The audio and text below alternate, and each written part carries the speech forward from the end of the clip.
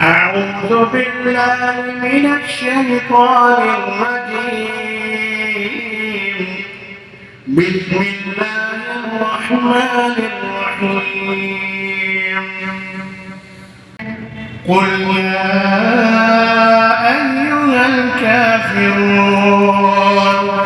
لا أعبد ما تعبدون ولا أنتم عابدون ما أعبد ولا